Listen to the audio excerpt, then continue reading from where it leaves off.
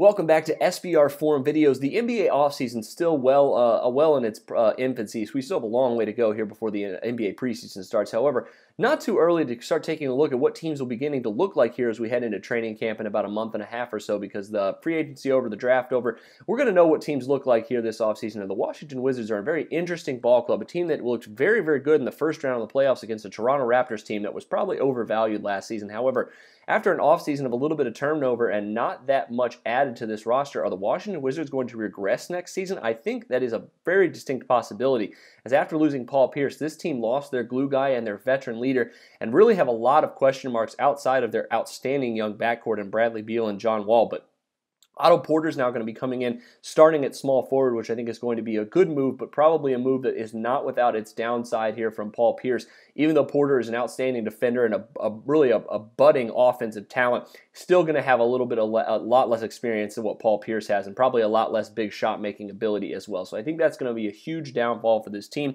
Added some depth at the guard position is too, like Allen Anderson and Gary Neal, which I think is going to be crucial for this team, especially with the injuries that Bradley Beal and John Wall have sustained in the past. Obviously not too much of an injury concern with those two, but you still have the need to have some good guard depth on that roster. But other than that, biggest problem for this team, I think, is the $24 million that's tied up in Nene and Marcin Gortat.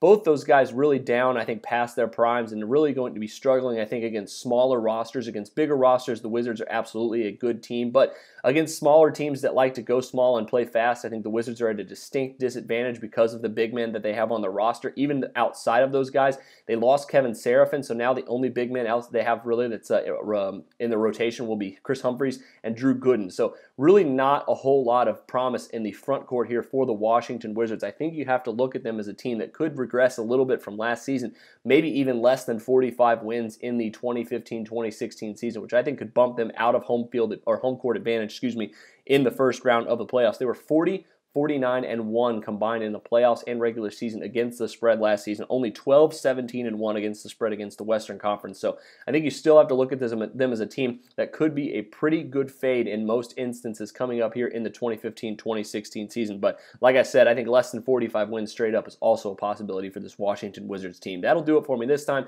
Make sure you continue to check out some of our NFL and NBA offseason coverage here at SBR Forum. But until then, I'm Jordan Sharp.